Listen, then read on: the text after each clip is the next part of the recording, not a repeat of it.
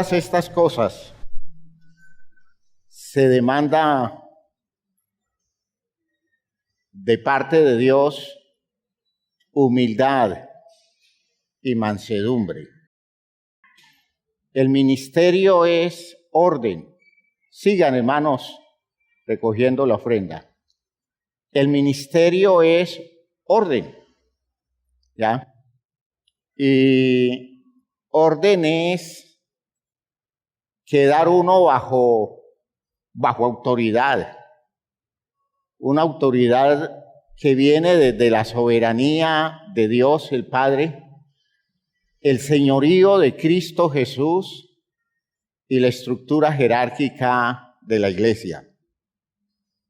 De hecho, al asumir el ministerio, nosotros decidimos entregar toda nuestra vida al ordenamiento de Dios en la estructura de la iglesia. Ya entendemos nosotros que la vida no nos pertenece, la vida nuestra le pertenece a la iglesia. Somos propiedad de la iglesia, siervos, esclavos, ese es el término bíblico, solo que cuando se usa suena muy agresivo, pero el término bíblico es esclavos de Dios, esclavos de Cristo, esclavos de la iglesia. Y a nosotros no nos incomoda eso, a nosotros no nos molesta. Todos nuestros talentos, todas nuestras habilidades le pertenecen a la iglesia, ¿ya? Y es en función de la iglesia en que nosotros nos movemos el resto de nuestra vida. Y sabemos que llegará el día en que nos vayamos de este mundo, pero que Dios nos ayude a que al irnos tengamos la satisfacción de haber cumplido la tarea que se nos ha encomendado. No quedarnos cortos y que cuando Dios nos diga, porque nos lo va a decir, que nos tenemos que ir, nosotros podamos decirle al Señor: Señor, gracias porque me dejaste cumplir la tarea y me voy tranquilo porque hice lo que tú me mandaste hacer. Mientras tanto, le pertenecemos a la iglesia. Puede ser que algunos, por razones de salud, otros por razones propias de la edad, no llegue el momento en que no estén al frente de una congregación, pero seguirán siendo pastores comprometidos con la iglesia y la iglesia los seguirá usando en el cumplimiento de misiones específicas hasta donde sus posibilidades les den. Nunca dejan de ser siervos de la causa de Dios, nunca, ¿ya? Y le doy gracias a Dios por las vocaciones firmes que tenemos, por la limpieza de nuestros ministros. Le doy gracias a Dios, hermanos míos, porque ser pastor en la iglesia nuestra, donde no existe un interés distinto del servicio, donde no tenemos garantías, porque nuestra garantía es la confianza en Dios, donde el ser pastor no es un territorio de enriquecimiento, no es un negocio, porque el día que aparezca uno de los nuestros en plan de convertir en negocio el ministerio, hermanos míos, en poquito tiempo ya estará fuera, porque es intolerable la sola idea. Esto demanda vocación que incluye nuestra capacidad para aceptar no tener, para aceptar la pobreza y entender que Dios tiene cómo sostenernos, Dios tiene cómo darnos para estar bien, al menos en lo justo, en lo apropiado, pero es insoportable un pastor codicioso. Es insoportable, es irresistible, no me lo imagino que Dios guarde mi iglesia cuando yo ya me haya ido. ¿Ya? Si es que Jesús no viene antes, pero que Dios guarde la iglesia, porque no quiero imaginarme un pastor codicioso, un pastor avaro, un pastor que le meta la mano al bolsillo a los hermanos de la iglesia con fines de enriquecimiento personal. No me imagino un pastor que no esté dispuesto a sacrificar muchas de las cosas suyas por el bienestar de su pueblo, de su comunidad, compartir con los suyos, que mantengamos esa visión de que somos administradores de lo que Dios tiene aquí para beneficio de la gente. ¿Ya? Ser ministros con nosotros es exigente en ese punto, ¿ya? Porque hay mucha gente que quiere ser pastor, hay mucha gente que quiere organizar una iglesia de garaje para vivir de eso. Y es grotesco, es ofensivo al solo sentido del evangelio. Es una cosa que Dios nos tiene que permitir depurar para poder llegar a la gente, ayudarles a enfrentar sus necesidades en la pureza de corazón de hombres y mujeres que solo están preocupados por el bienestar de su pueblo. Así que yo aprecio como líder la disposición de todos estos hombres y todas estas mujeres. Yo sé que es limpia, es sincera, no son perfectos, no son perfectos. Yo no soy perfecto. Tenemos errores, pero que nadie hable de nosotros en función de posturas maliciosas, posturas inmorales, que si nos equivocamos sea precisamente el hecho de querer hacer las cosas cada vez mejor en la claridad que va creciendo para nosotros. Por eso, insisto, nuestros hombres, nuestras mujeres del ministerio son personas valiosísimas. Y yo desearía que la Iglesia Apostólica valorara a sus ministros, los apreciara mucho.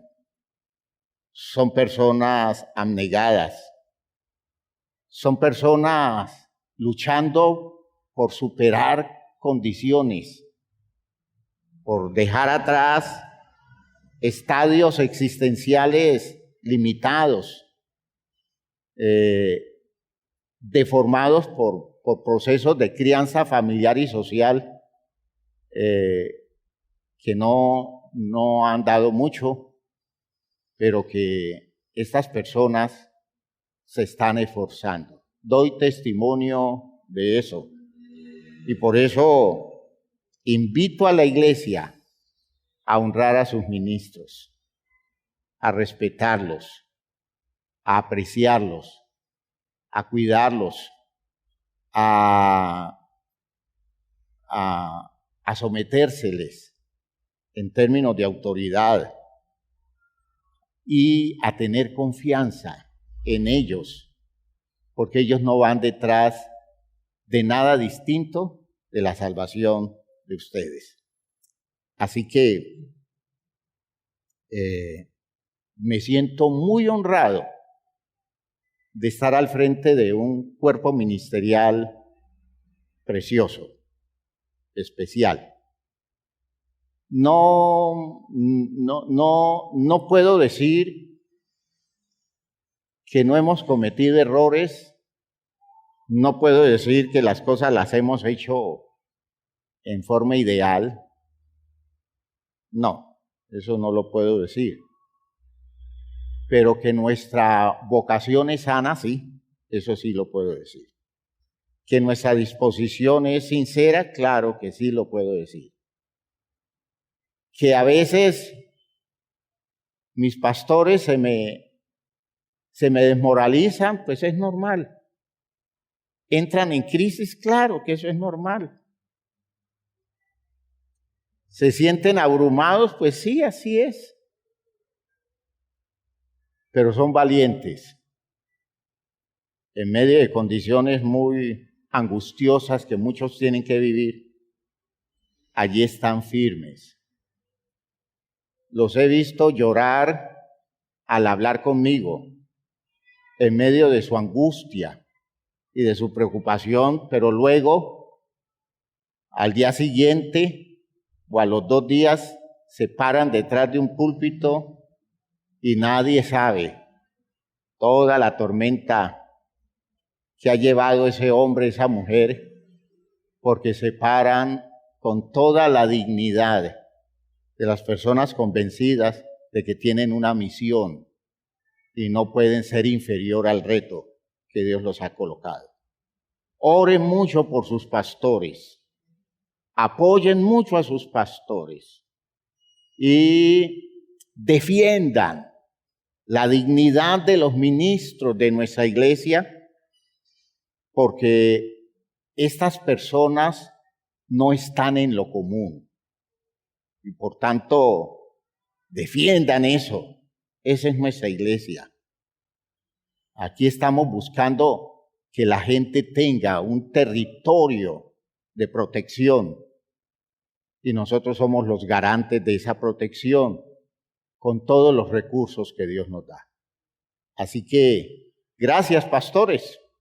Muchas gracias. Y a los pastores que se trasladan, Dios los bendiga por su esfuerzo en la iglesia aquí. Y Dios los bendiga por lo que harán, donde llegan. Y ya los estaré visitando por allá. En algún momento allá les llego, porque ese es el plan de, después de esta pandemia, acercarme a los grupos y a poquito irme acercando a los grupos para darles el respaldo que necesitan. Gracias a Dios. Por eso, cuando entendemos ese gran principio de salvación de Dios a través de recursos humanos, ¿no? Dios no salva por ángeles.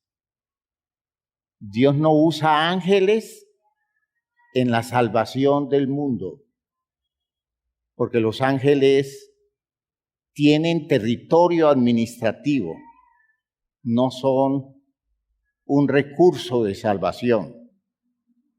¿Ya? Dios, para salvar a los seres humanos, usa seres humanos. Y sin seres humanos funcionando en las manos de Dios, no hay salvación en el mundo. Eso nunca lo olviden, porque todo el mundo habla de la salvación de Cristo, y la salvación de Cristo es real porque Cristo es un ser humano. Cristo nos salva porque es nuestro hermano. Está emparentado con nosotros, ¿ya?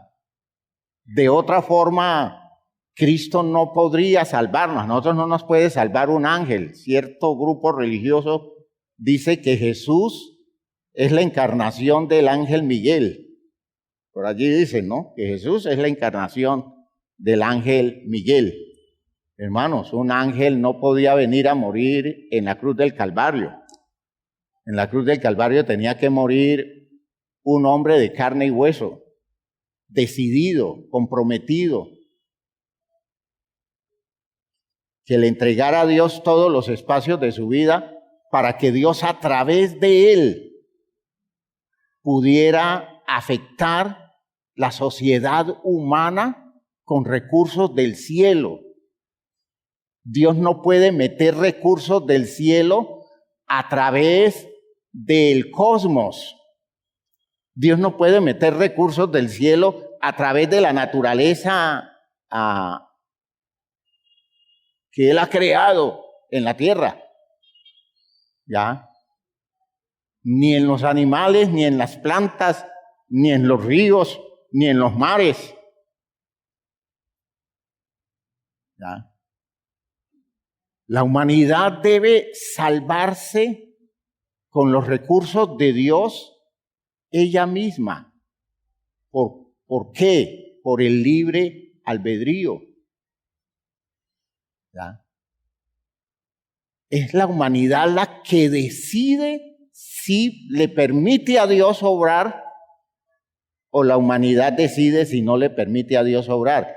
Y un solo ser humano puede ser la puerta de entrada de poderosos recursos de Dios para el bienestar de la sociedad humana, porque hay un ser humano que se dispone para que Dios lo use como medio para aportar todos esos recursos. La gente habla de que el Espíritu de Dios está interviniendo. Hermano, el Espíritu de Dios no puede intervenir hasta que no haya un ser humano que abra la puerta, que le permita. Aún en la iglesia, el apóstol Pablo habla de que la iglesia puede contristar el Espíritu. Y estamos hablando del Espíritu de Dios. La iglesia puede apagar el Espíritu. Puede quitarle espacio de expresión al Espíritu. La iglesia. Por actitudes humanas. Todo el programa de Dios, siendo el Dios todopoderoso, siendo el Dios majestuoso que conocemos, siendo el Dios que puede hacerlo todo, todo el programa de Dios tiene un cuello de botella en el mundo. Y somos nosotros los seres humanos. Lo que no entre por vía de manifestación y de acción o de disposición de seres humanos, hermanos, no sucede. ¿Cuánto quisiera Dios desplegar toda la grandeza del cielo en la tierra?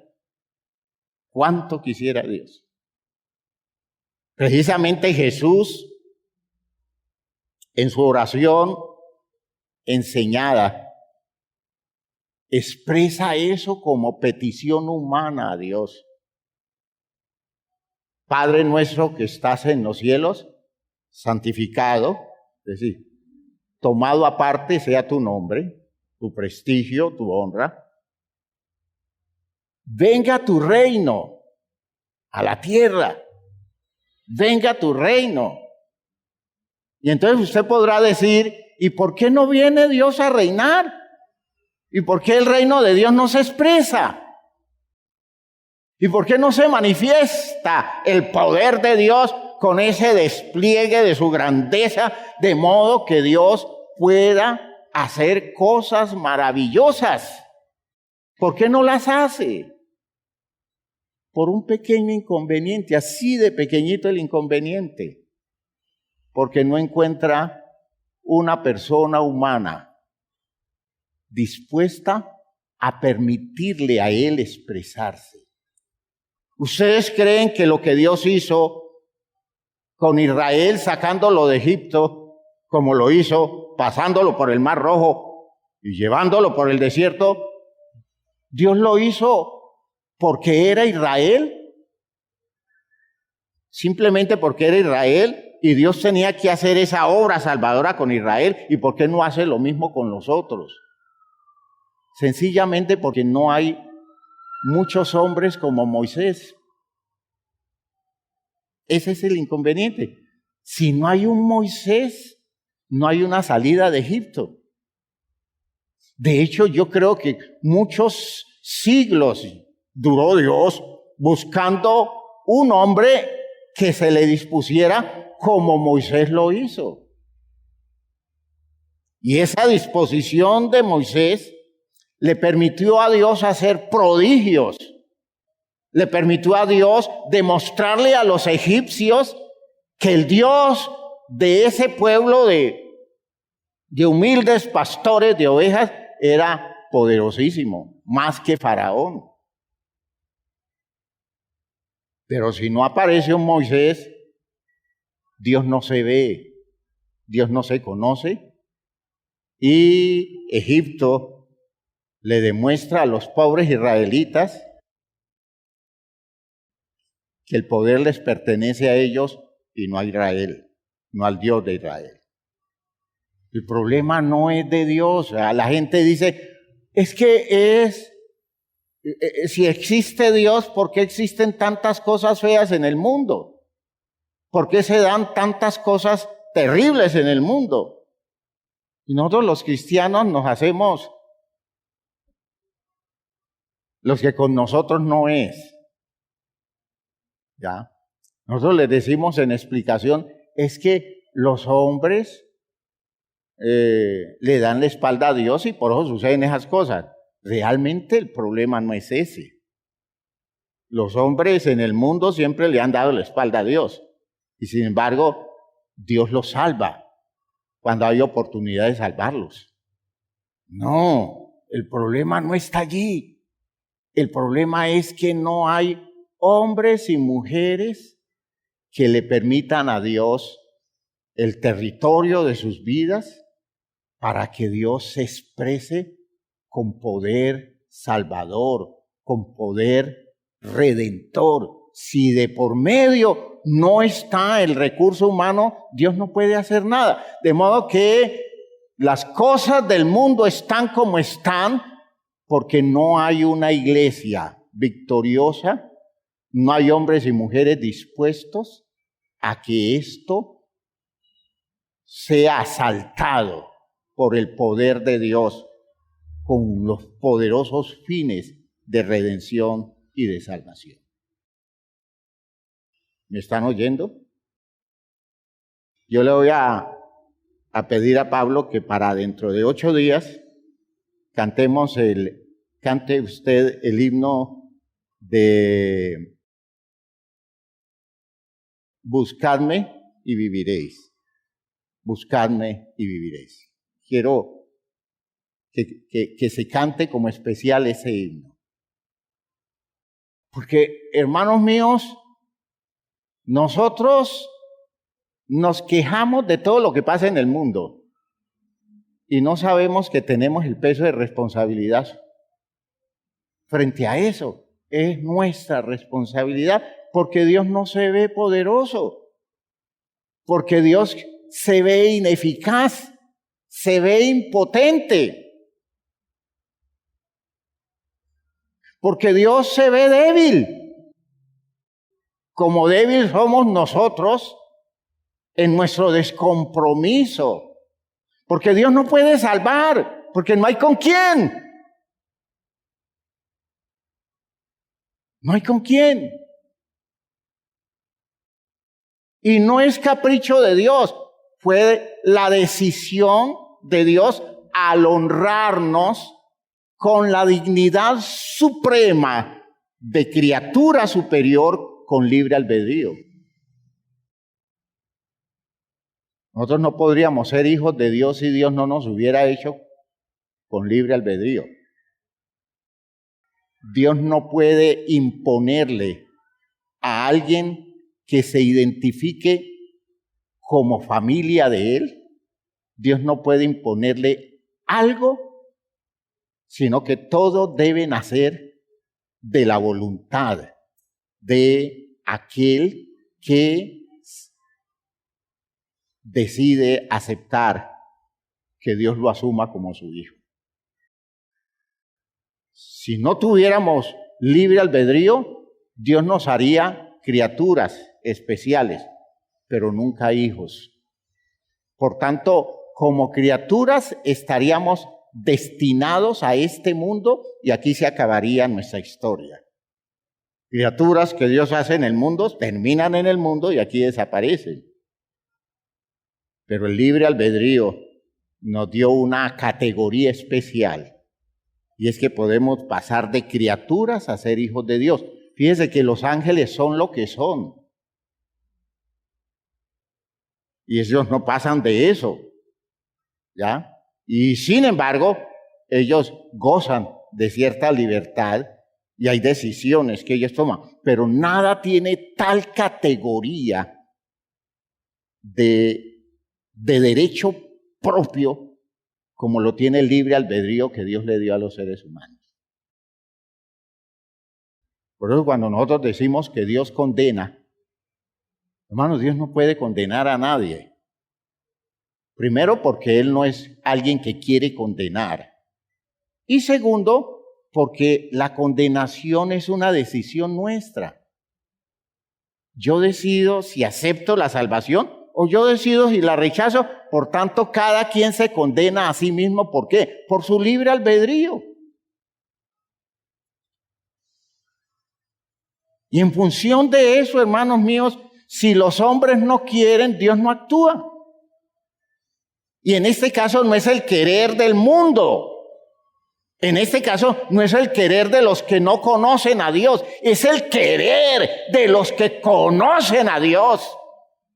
De los que se relacionan con Él.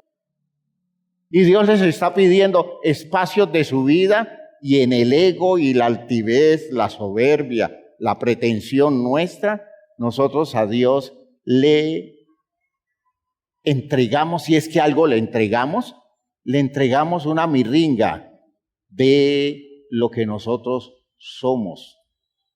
A veces un poquitico de lo que tenemos, muchas veces nada de lo que somos. ¿Por qué? Porque somos voluntariosos, caprichosos, engreídos, convencidos de nosotros. Suponemos que tenemos el derecho de hacer las cosas como a nosotros nos parezca y no tenemos la humildad para decirle al Señor, Señor, tú eres el único que puedes hacer maravillas en este mundo. Aquí tengo la vida mía para que la uses con ese propósito. No, se nos dificulta. Y se nos dificulta porque no somos mansos y humildes de corazón. Porque nuestra estructura es una estructura hecha con toda la vanidad de las pretensiones personalísimas.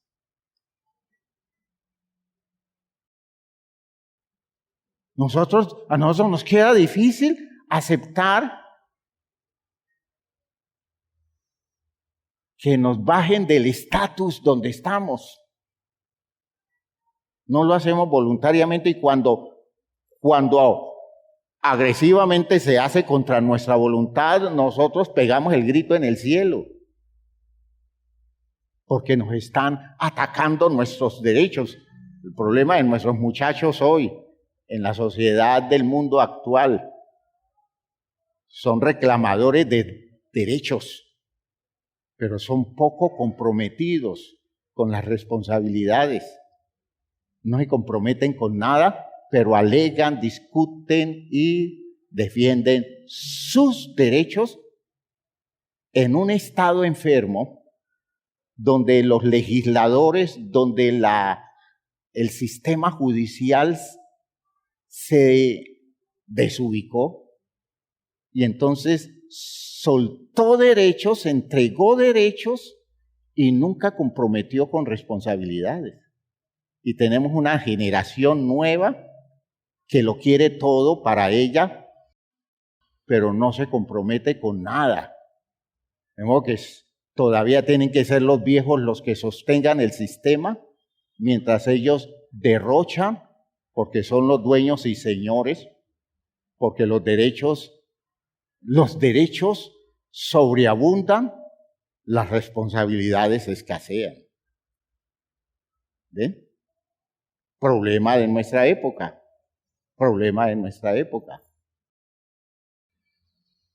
Los padres están obligados a sostener los hijos, pero los hijos no tienen ningún compromiso frente a la autoridad de los padres. ¿Ya? Eso es un desorden. Eso es un desorden. Y es un desorden gravísimo. Porque se ha sobrevalorado la libre decisión de cada quien, pero no se trabaja seriamente el compromiso de la gente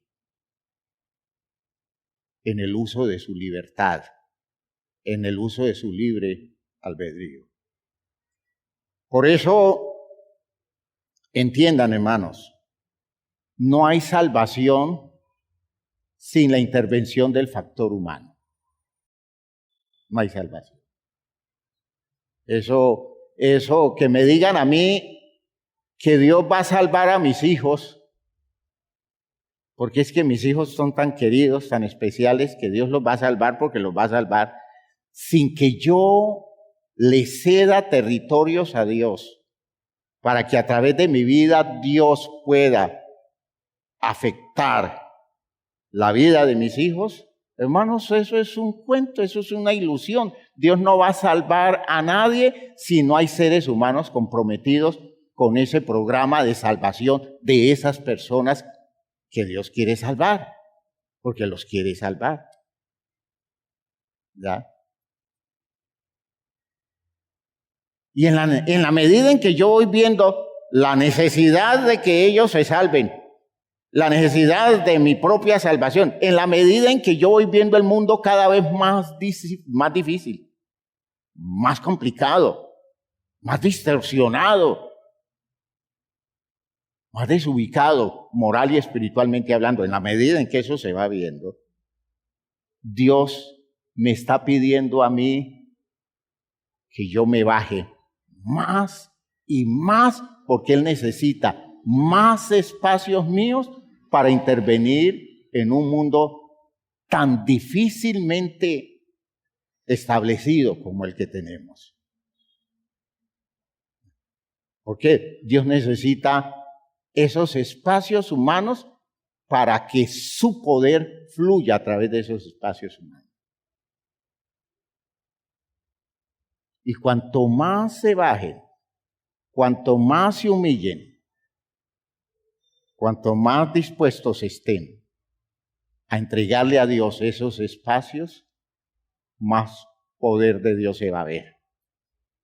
Y más afectación espiritual de parte de Dios habrá en este mundo perdido. Espero que esto me lo estén captando muy bien. Es una idea clave, esto es distinto de muchos argumentos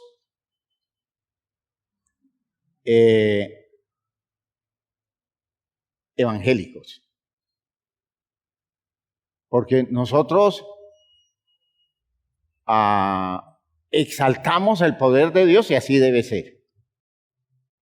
Pero nosotros no hemos entendido que ese poder es nulo sin nosotros,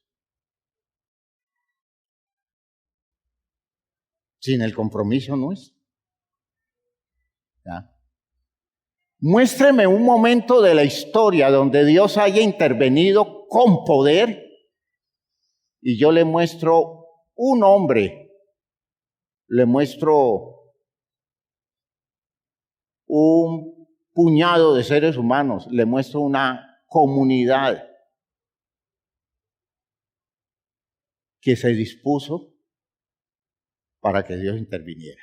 A veces una sola persona, con una sola persona, en una genial disposición, tiene Dios suficiente para hacer maravillas en muchos lugares. ¿Ya?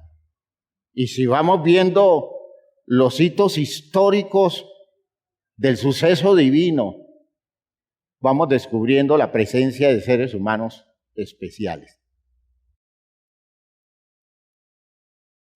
En la época de Jesús pasaron las cosas que pasaron porque allí estaba Jesús. Y no ha habido otro momento de la historia que hayan sucedido las cosas que sucedieron cuando Jesús estuvo aquí. ¿Me están oyendo? No hay otro momento de la historia. La gente dice, ¿por qué no se dan las cosas que se dieron en la época de Jesús? Eso parece un cuento, eso parece fantasía. Eso parece como un mito. No, fueron cosas reales. Pero había un hombre extraordinario que se humilló hasta lo sumo para permitirle a Dios la manifestación de toda su grandeza. Gloria a Dios. Señáleme cualquier otro momento donde Dios haya intervenido y allí hay la presencia de seres humanos especialmente dispuestos, al borde del sacrificio de sus vidas, en esos extremos donde lo han perdido todo, lo han entregado todo, lo van soltando todo en función de permitirle a Él usar todo eso para el bienestar de esa generación, de ese momento histórico, de ese país, de esa comunidad.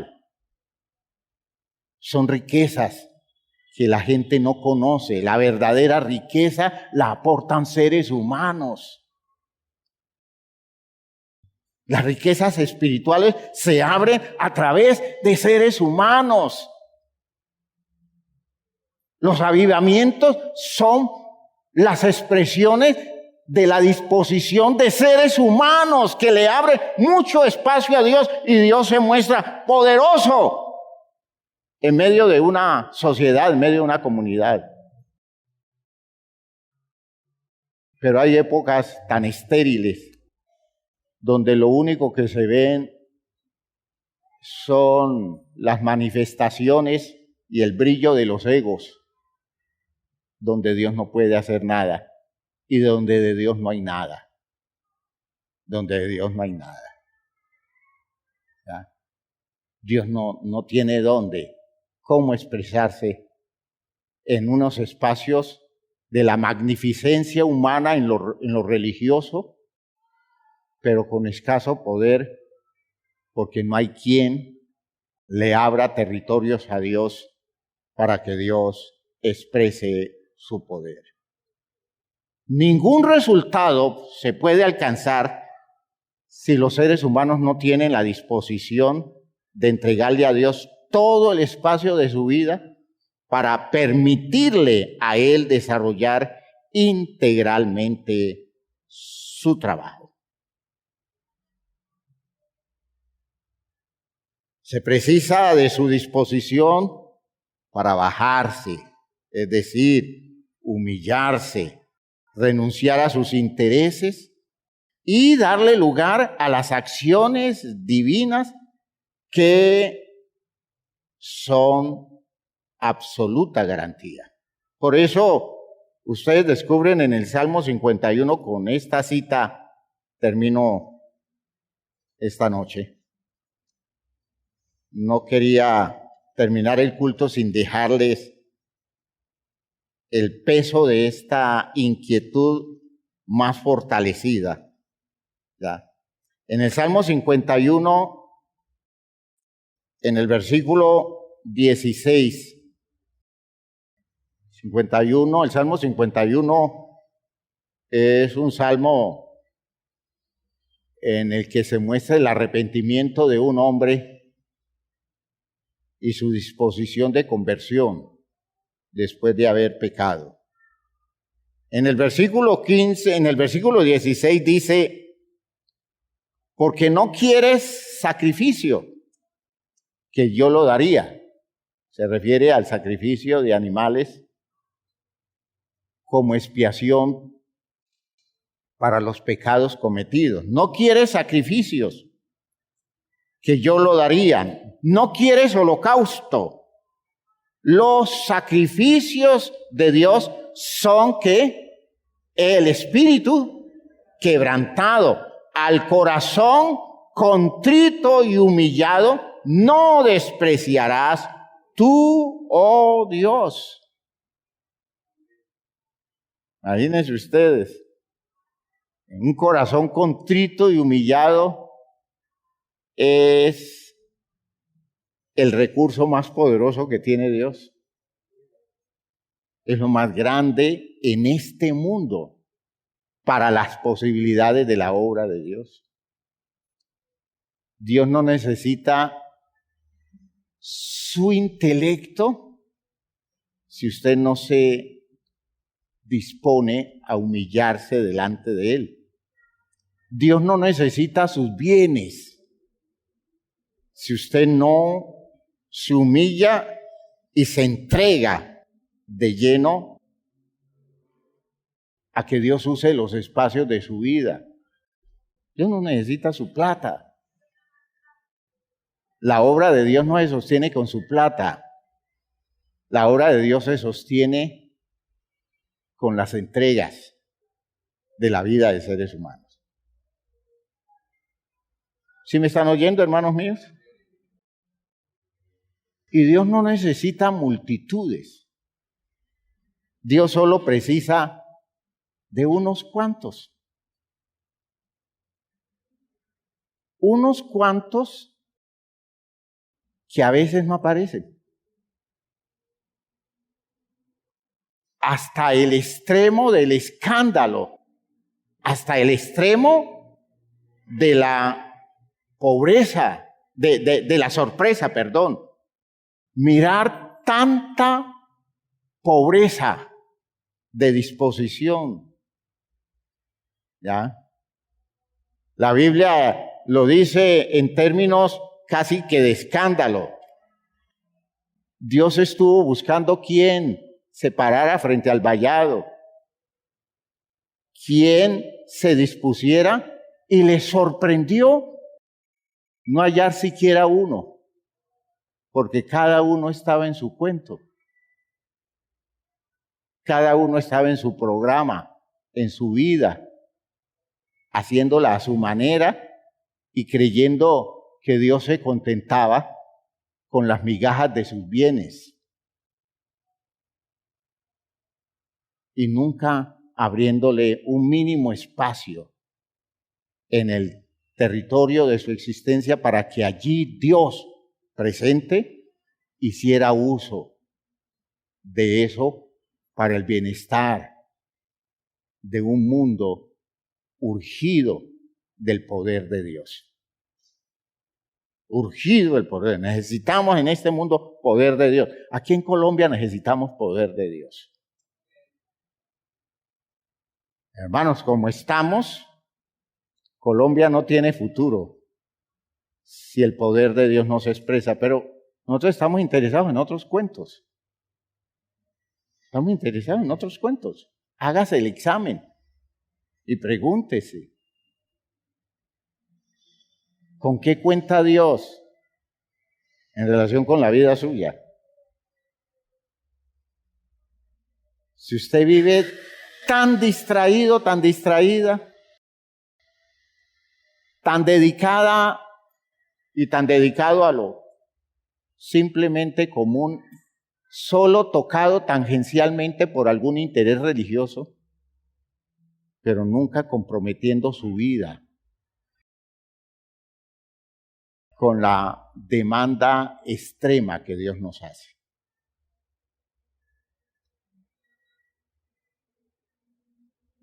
Soltarle unos cuantos centímetros de nuestra vida a Dios es un esfuerzo bravo y demanda sacrificio. De hecho, es humillante, ¿no? Porque es un territorio que ya yo no controlo, ya no me pertenece a mí, aunque tiene que ver con mi vida. En ese territorio yo no puedo hacer mi voluntad porque es un territorio donde Dios hace su voluntad. Porque fíjese que lo máximo no es hacer yo la voluntad de Dios, sino que Dios haga en mí su voluntad. Cuando yo hago el esfuerzo para hacer la voluntad de Dios, hago cosas buenas, pero nunca serán suficientes como cuando yo le digo a Dios, Señor, aquí está esto, manéjalo tú. Haz tu voluntad en mí, sobre mi egoísmo y mi propia voluntad.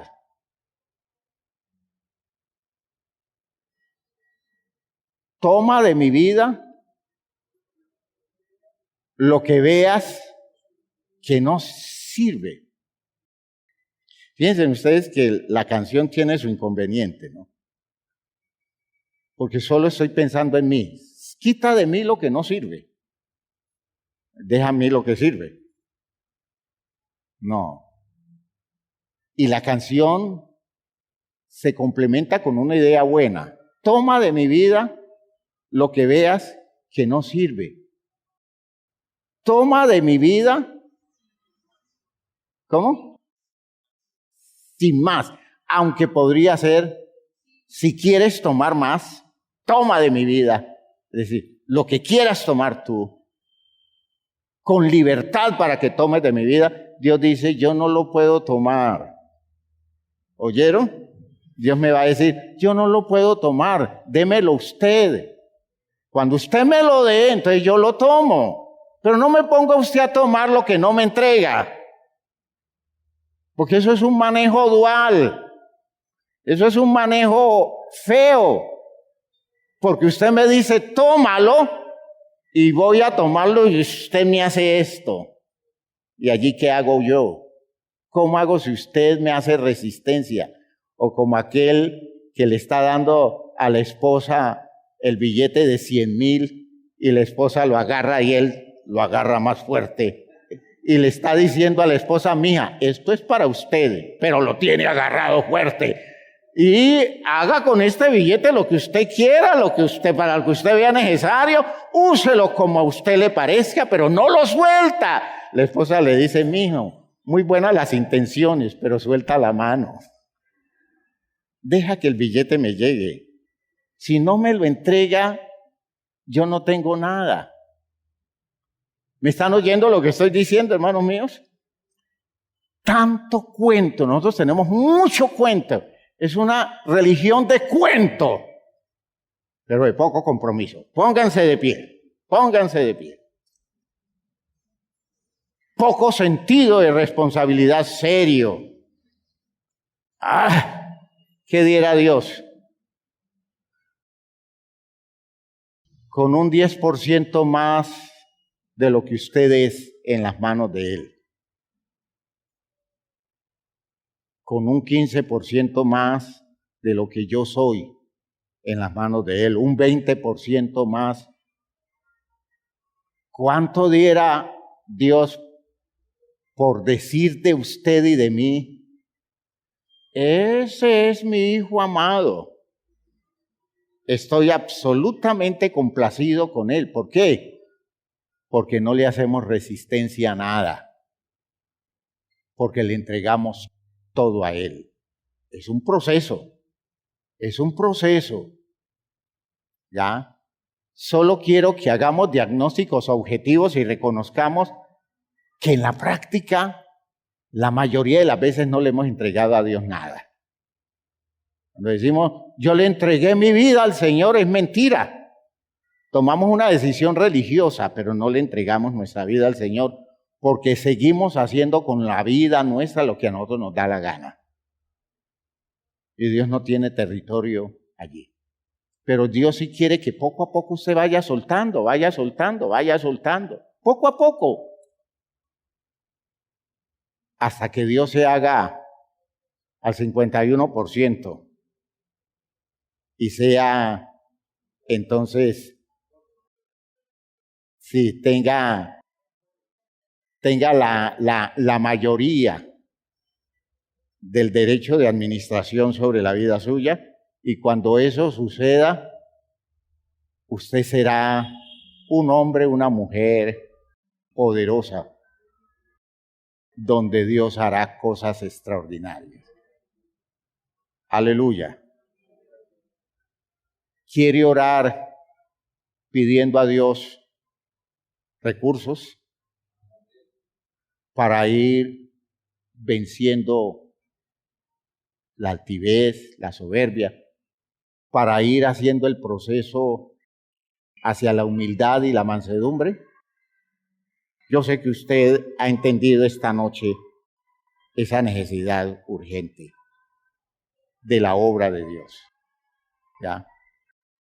Y dígale, Señor, yo quiero ser Señor amante como el barro en manos del alfarero, ¿ya? Toma mi vida y hazla de nuevo, ¿sí? Es tantas cosas que decimos que tienen mucho sentido. Pero dispóngase.